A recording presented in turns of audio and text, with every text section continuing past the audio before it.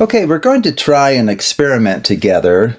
You've heard the claim that love and money don't mix. So I thought we would put that to the test. And so as you can see, I have 4 hearts and 4 diamonds. And they're thoroughly mixed among each other. So what we're going to do together is we're going to just continue to randomize these cards since the two of us have seen the current order of the packet. And we would like to see if the universe communicates to us that this idiom is indeed true. Okay, so let's begin mixing these. Now, if you were here, you would make all of the important choices. But since you're not, I'm going to have to just kind of randomly guess what you might say. But rest assured, if you were here, you could make all of the choices for mixing this. Okay, great. So I thought we'd begin with a left-right dealing of the cards. How would you like these stacked? Left on right or left on right? Okay, very good.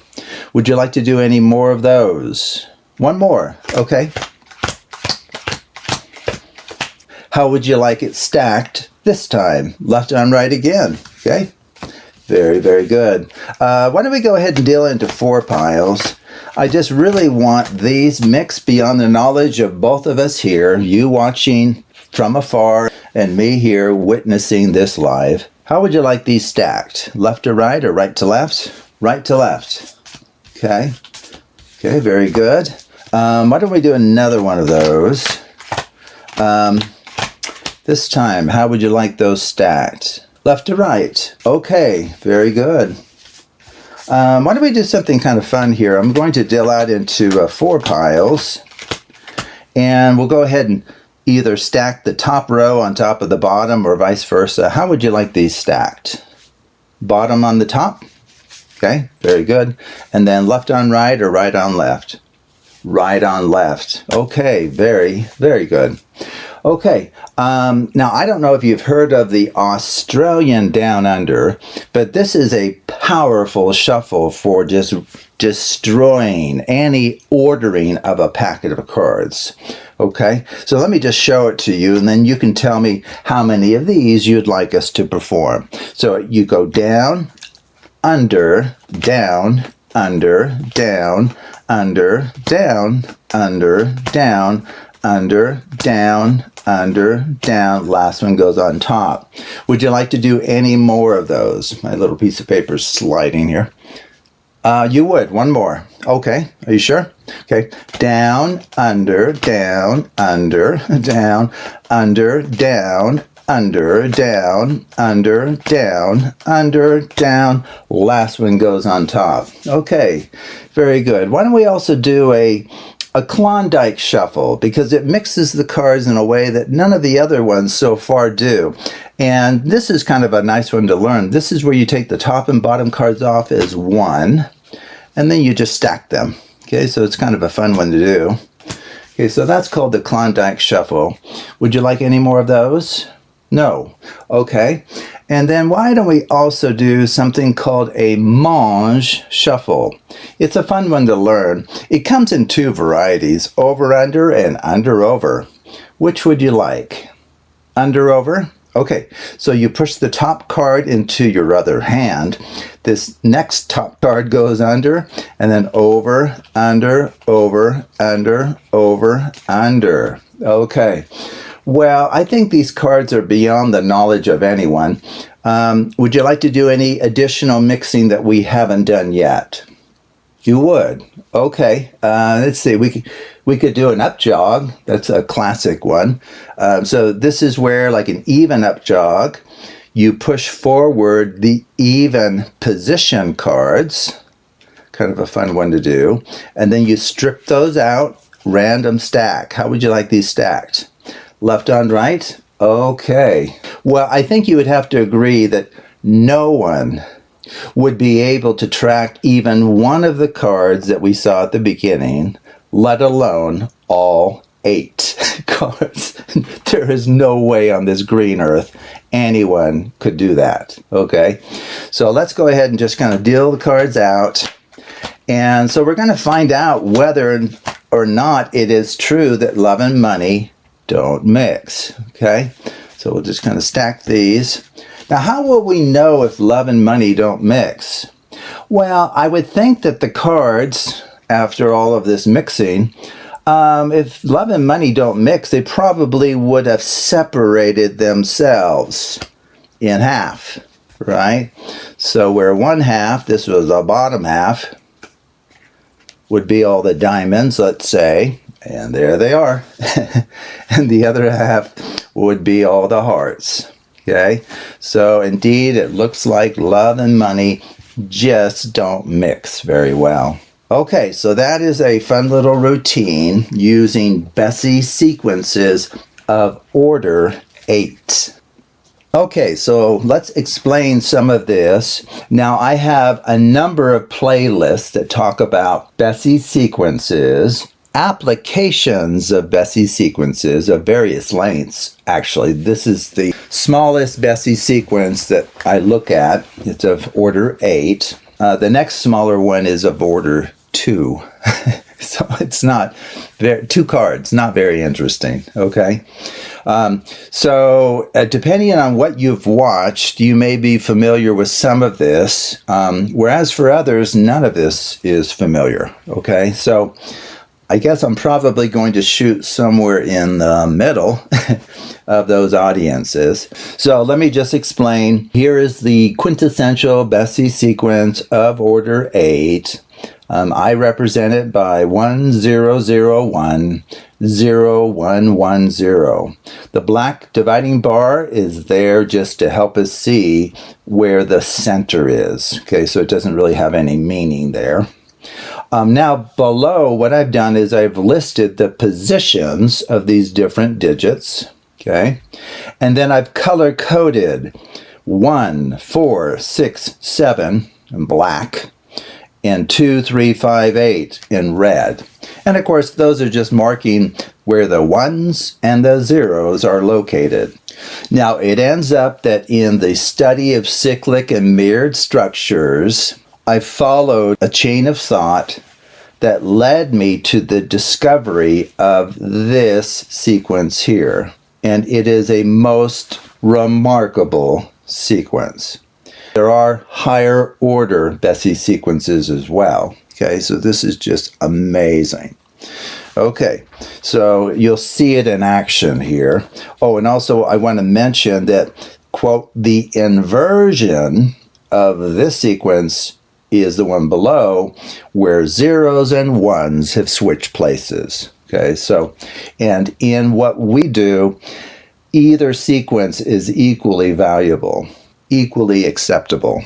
Okay, so what I want to show you here is just a glimpse of the invariance of this sequence when applying virtually any systematic shuffling procedure that's used today. Okay, so there's literally hundreds of different ways that you can, quote, mix the cards using common shuffles and common stacking orders and that kind of thing that will preserve this organization or convert it into its inversion.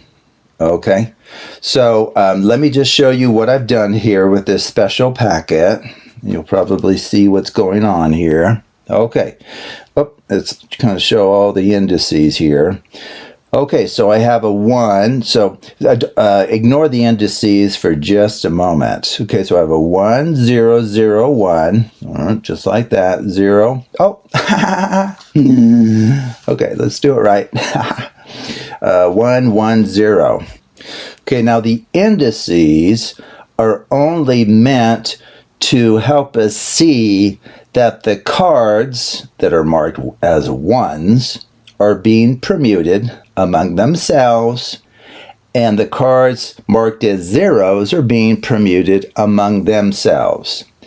And what can happen, as we mentioned down here, there can be a wholesale replacement where the ones were, the zeros now occupy those positions, as we'll see. Okay, So let's just see this in action here. So I'm not sure if I remember all of the shuffles I showed you, but like I said, there's hundreds that we could choose from. But okay, so I know we did a left-right, okay, with random stacking. So let's say right on left. The spectator calls for that. It actually won't matter. It won't matter in the sense that this packet will still be, quote, a Bessie sequence relative to the labelings that we've set up at the beginning. Okay, so how is that? Oh, great. We got an inversion right off. Okay, so this sequence has been transformed into its inversion. So 0, 1, 1, 0, 1, 0, 0, 1. Okay, very good. Now look at the indices. So for example, focus on the ones. The first one's now way over here. The fourth one was now here. And then the second one is here. The third one's there. And also the zeros have got permuted quite a bit actually already. Isn't that crazy? So here's the fourth zero, the first and third and second. So just think about the complexity of what just happened with that very simple shuffle. Why don't we do one more? Maybe this time they'll ask for left on right. Okay, so let's show that. Now I'm guessing that this won't invert the one we just had, and it doesn't. But look, the ones have moved around. We used to have the first one way up here. The ones have permuted among themselves, and the zeros have permuted among themselves. Okay, so I think another shuffle that we did was, I think we dealt out into 4 and asked for random stacking from left to right or right to left. Maybe we'll do left to right. Okay, so what does that give us? Okay, looks like it's inverted it. Okay, so check this out. So, oh, that's nice. The very first, quote, 1 is back where it started. Here's the second 0. Originally, at the very beginning, the first 0 was there. There's the third. Here's the fourth. 1 moved way over here. And so forth. Okay? So you can compare that to what we just saw. I think we also did this 1, 2, 3, 4. 1, 2, 3, 4. And then allowed you to stack the top row on top of the bottom or the bottom on the top. So why don't we do bottom on top this time? I think that's the opposite of what we did in the presentation. And then stack right on left. Okay, very good. Okay, what kind of interesting mess do we have now? Now, what's interesting is, in some ways, if we didn't have these markings, it would look like a mess to the untrained eye. It really would. They would see no structure. Think about how much mixing we've done. And so some people would think, well, the cards are probably, quote, randomized now. We have just proven that they're not, because we can see structure that's being preserved. Did it invert it from what it was? Maybe. Keeping track of all of these. But look, the fourth 0's way down here. Oh, there's the fourth 1. They happen to be juxtaposed again. They used to be like way over here. There's the second 1, second 2. Oh, that's really curious. Look at that. Isn't that cool? It's grouped together, the 1s and the 0's, with a neighbor that has the same subscript. Isn't that interesting? So just think about the group theory that underlies all of this.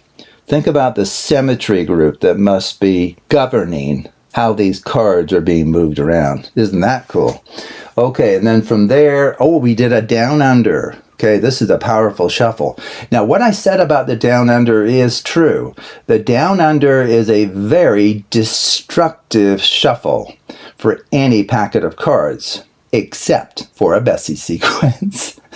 So, and when I discovered that the down under doesn't harm a Bessie sequence, it either, quote, preserves it or inverts it, as we'll see, I could not believe my eyes. I thought, okay, this shuffle destroys about anything I've ever witnessed. So, okay, let's go ahead and do it and see it for ourselves. So down, under, down, under, down. under, down, under, down, under, down, under, down. Last one goes on top. Now, if you really follow the movement of the cards, they really are being just torn apart in terms of what were neighbors before or far away, and whereas other neighbors are left as neighbors. It's just really quite a mess, okay? What has it done? Check that out. Of course, it didn't bring it all the way back to the original order. We wouldn't expect that, but look. So, of course, we have 1, 0, 0, 1, 0, 1, 1, 0. So anytime you want to know whether it's preserved this structure or inverted it, just, ignore the subscripts. The subscripts are just for us to see that, in fact, the ones are being permuted among themselves and the zeros are being permuted among themselves, which they are. Okay, and then, you see, we did a Klondike, right? Okay, and like I said, I could show you hundreds, but we're not going to, because you're not going to watch hundreds of shuffles being performed that either preserve this or invert it. Okay, so a Klondike's been performed, okay? And I don't think that's an ordering of the cards that we've seen yet, if you keep track of the indices for the zeros and the ones, okay? And then I think we did did we do an up jog neck? Oh, no, we did a mange. So you can do a over, under, over, under, over, under, over, okay?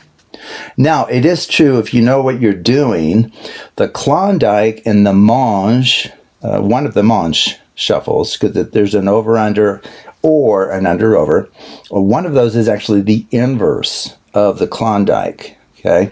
So in particular, when it is the inverse, it undoes the Klondike. So we get back to the ordering before the Klondike was performed. So that's kind of a powerful principle to be aware of separately. So the mange and the Klondike, or the Klondike and the mange, can be performed so that the net result of those two shuffles is the identity permutation. It brings the packet back to where it was before those two shuffles were performed. Okay, so another permutation, but it's a Bessie sequence still. And then I think we also did a even up jog. So why don't we finish with that, and then we'll apply it to what I just showed you with the love and money don't mix. Okay, and we can maybe we can stack right on left this time, which I think is the opposite of what we did in the performance, which is fine. Okay, looks like it's inverted it. I think the last one was 1001, right? So this is inverted it. But look at the indices. They're all over the place. But the overall structure is maintained. That's the key, okay? And so on my channel, I actually derive the symmetry group for Bessie sequences of order 8. In fact, for several different orders of Bessie sequences. Okay, so this one in particular, I show you exactly what the symmetry group structure is, okay? Okay, so why don't we go ahead, now let's go ahead and explain what I did with the original performance. So this won't necessarily be the exact ordering I went with, but I set it up as a Bessie sequence. So if you want to think of hearts as 1 and diamonds as 0, that would be fine. So it's like 1, 0, 0, 1, 0. 1, 1, 0. So this has a Bessie sequence structure now, okay? That's the important thing. Okay, so this packet will now be invariant under these different shuffles that I show on the Hidden Structures channel. Okay, so we're guaranteed to either get this structure type back relative to the hearts and diamonds, or its inversion, as we've seen already. Okay, and so we went through and we mixed it and we did all these things. I'll just do one of these. And then how did I finish? Well, let me just show you. It's a really cool way to finish.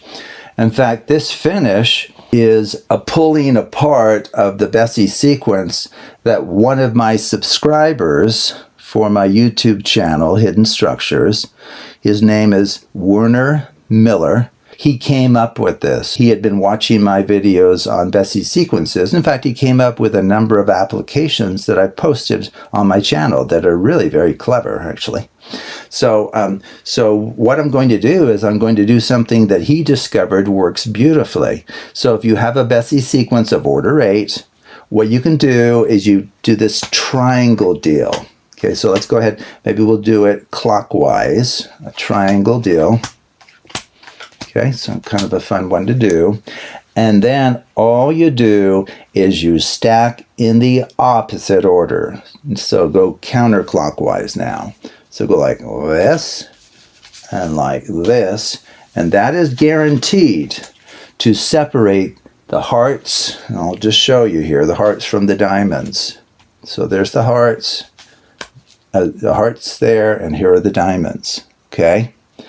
Now that process works in both directions, which is very, very cool, of course.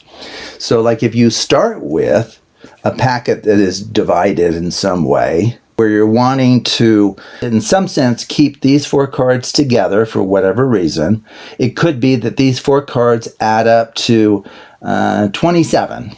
And these 4 cards add up to 17 or something. Something, special about the top half and the bottom half that you want to preserve in the end. You would just start with those in blocks like we have here for the hearts and diamonds. And now this little triangle deal will convert this to a Bessie sequence of order 8, of course. Okay, and then you stack in opposite order. So check, oh, you won't be able to tell very easily. Well, no, you'll be able to tell. Sorry, I'd forgotten that I had separated them again, of course. Okay, so you'll be able to tell here.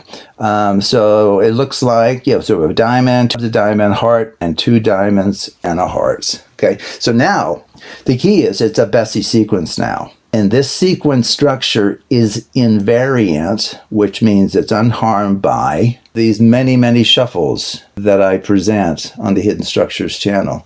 So now you can go through and do the down under, the left right, the mange, the up jog, the dealing out into 4 piles, and many, many other shuffles. And in the end, it will either give you this structure or its inversion, where the hearts and diamonds switch places. But along the way, the hearts are being permuted among themselves in some unknowable way if the spectator is making the choices. You cannot know that ahead of time. No one can know that ahead of time. But you can know something. You know something about the overall structure. And so after a tremendous mixing dictated by the spectator, you'll say, okay, well, let's just give the cards one final crazy mix. We haven't dealt them into 3 piles yet, so why don't we do that? So maybe we'll stack in the opposite order just to really mix these cards. And then, of course, you can show that you've separated the diamonds from the hearts. Okay? Okay, well, I hope you enjoyed that. It gives you a little glimpse of the Bessie sequence of order 8. And there are other orders of Bessie sequences, and also sequences that are called quasi-Bessie sequences.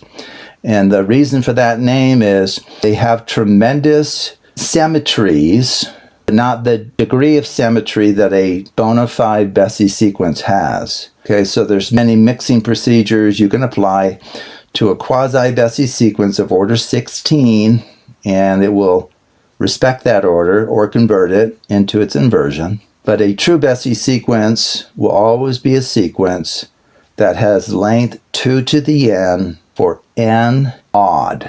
So you need an odd power of 2. Those are the only Bessie sequences that are invariant under all of these different shuffling procedures that I demonstrate. So anyway, it's a powerful little result. In fact, I'm insisting that my wife have this engraved on my headstone. I'm not kidding, because it's probably going to be studied for a very, very long time, these Bessie sequences. So thank you for watching, and take a look at other videos on the Hidden Structures channel. And I also have a LinkedIn group entitled Math Card Magic. So thank you again for watching.